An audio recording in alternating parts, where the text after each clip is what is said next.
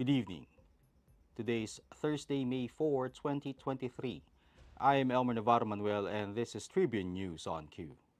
Here are the headlines for this evening. President Marcos and U.S. senators tackle defense cooperation. Better public health system needed, says Vice President Sara Duterte. Japan offering more jobs to Filipinos. Bureau of Corrections requires masks and antigen tests. Rains expected over parts of Philippines due to LPA. President Marcos pushes for GSP reauthorization.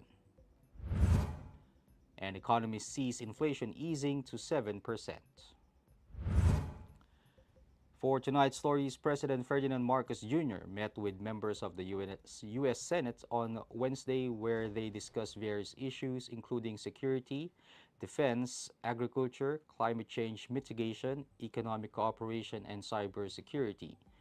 Marcos expressed gratitude to Senator Robert Menendez, chairman of the Senate Foreign Relations Committee, and other members of the panel for welcoming his delegation to Capitol Hill. He also thanked them for the frank and productive discussions on the state of Philippines-U.S. relations, as he stressed that engagements between Manila and Washington should not only take place at the executive level, but also with members of the legislature. Vice President Sara Duterte on Thursday underscored the immediate need to strengthen the Philippines' public health system, drawing lessons from the COVID-19 pandemic.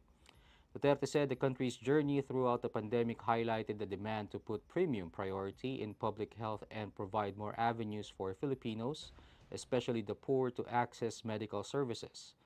She said that the lack of basic health services to the poor and in marginalized communities inspired the Office of the Vice President to establish a medical assistance program to serve them.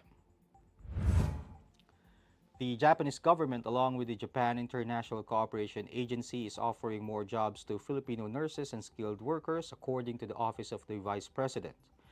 In a courtesy call on Vice President Sara Duterte, Japanese Minister for Health, Labor and Welfare Katsunobu Kato revealed that 54.7% of Filipino caregivers who took the examination for Japan in March were able to pass, marking the highest recorded for Filipino examinees in the past 10 years. He said those who were not able to pass the caregiver's examination could stay longer in Japan and would be given a chance to retake the exam. Tribune News on Q will be back after these reminders.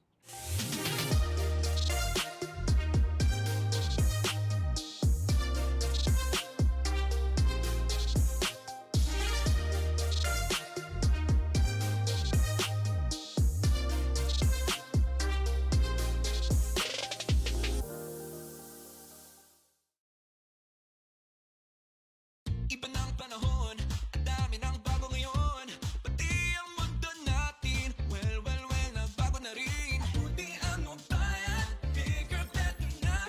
You can buy it to centers, pati sa mga partners may online pa at app. You can buy it with your fingers, still don't remittance and more. Online shopping, you can buy it all. Di magpadala, you can buy it all. Anumang pera transaction, you can buy it all. Sabayan ang pagbabago ng mundo for all your pera transactions, all new Bayad. Nasa kamay mo ang swerte, ngunit hindi ito isang laro na para lang sa iyo. Dahil bukod sa pag-asang maging milyonaryo, ang pagtangkilik mo sa loto at iba pang produkto ng PCSO ay nakakalikom ng pondo para sa mga programang pangkalusugan, tulong at serbisyong medikal at kawang-gawa. Lahat ng minimithi makakamtan sa PCSO.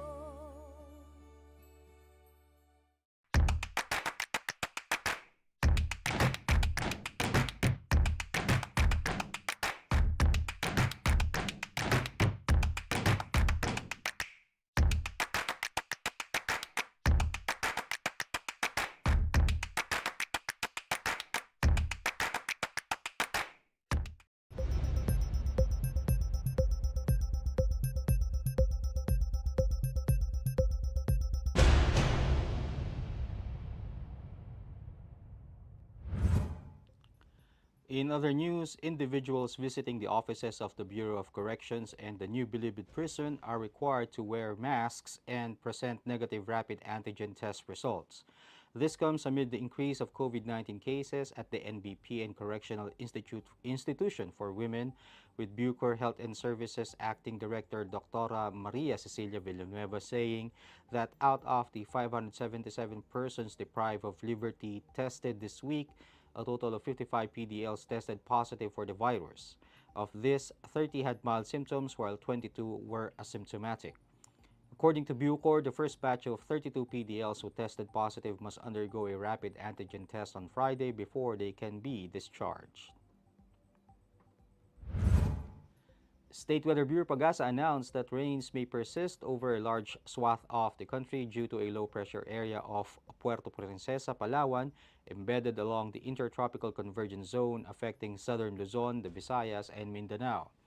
The LPA and the ITCZ will spur cloudy skies with scattered rain showers and thunderstorms in Palawan, Western Visayas, Northern Samar, Eastern Samar, and Samar.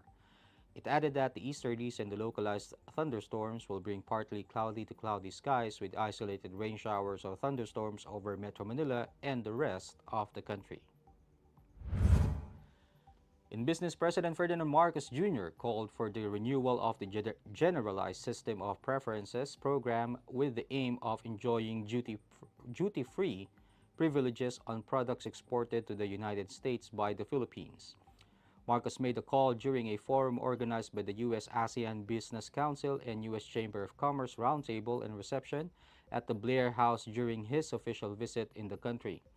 The president also touted before American business executives the Philippine economy's growth, which stood at 7.6% last year. He urged American firms to invest more in the Philippines as the country intensifies its efforts to create an atmosphere that is attractive to investors. And headline inflation likely slowed to 7% in April as some food prices started moderating, according to an economist. RCBC Chief Economist Michael Ricafort said that some food prices already started to ease recently on better weather conditions that led to some increase in supply that helps in lowering food prices after some storm damage in the latter part of 2022 up to early 2023. He attributed the lower prices of food to the limited importation of sugar and onions, the one-year extension of the reduced import tariffs on pork, rice, corn, coal, among others, as well as other non-monetary measures to help improve local supply. That wraps up the stories tonight. Catch us again tomorrow only here at Daily Tribune's Facebook page. Again, this is Elmer Navarro Manuel and you're watching Tribune News on Q. Stay safe, stay healthy, and stay at home. Good night and God bless us all. Catch the latest news on our website, tribune.net.ph. Follow us on Facebook, Twitter, and Instagram. Subscribe to our YouTube channel, Tribune Now. Download the Daily Tribune app on Apple Store for iOS and Google Play for Android to get the latest and most comprehensive news online. Daily Tribune invites you to join its Viber community, Katribu, to get updates on the hottest news on politics, business, sports, lifestyle, and entertainment. Emoticons of the Tribune mascot Tarsito are available on our community Viber.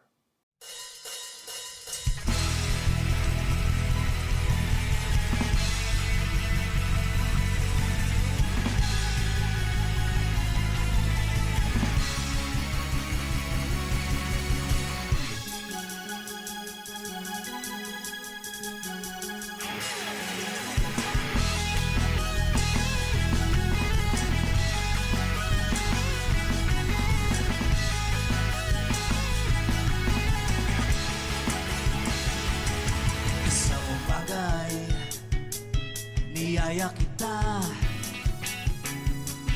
sa karinderya papuntang Menjola. Nasasabik na ako na makita ka.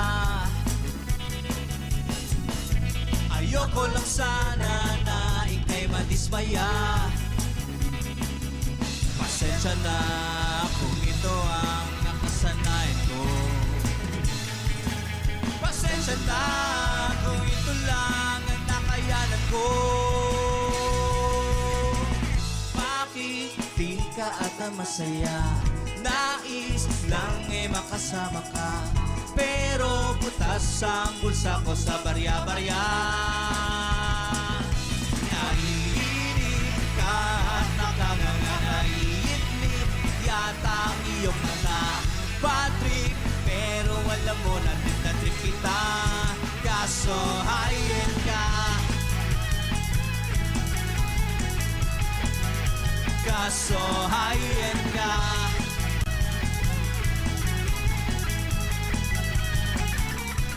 Gusto mo mag-Starbucks, sinamahan kita. Wala akong order, nakakahiya. Tinanong mo ako kung gusto ko ba na mocha-frap.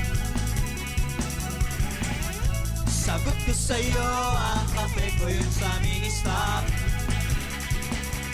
Pasensya na kung ito ang nakasanay ko. Pasensya na kung ito lang ang nakayanan ko. Bakit di ka ako masaya? Nais lang ay mapatawa ka, pero butas ang bulsa ko sa barya-barya.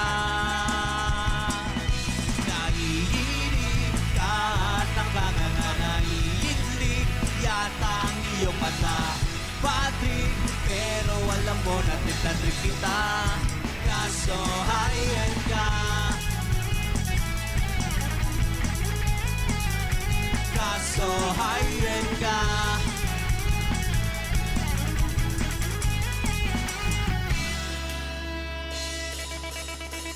Sorry, baby, I have no money. Will you still marry me? Sorry, baby, I have no money. Will you still marry me? Pasensya na kung ito ang nakasanayan ko. Pasensya na kung ito lang ang nakayanan ko. Bakit tiyak ako masaya? Nais lang ay makasama ka, kahit na ako lumasa at mapahiya. Naiinis sa aksen mo, tutok ka nga nagsisisi. Mas okay pa na mag-isa, Patrick, pero alam mo na trip kita. Kaso hayan ka, kaso hayan ka.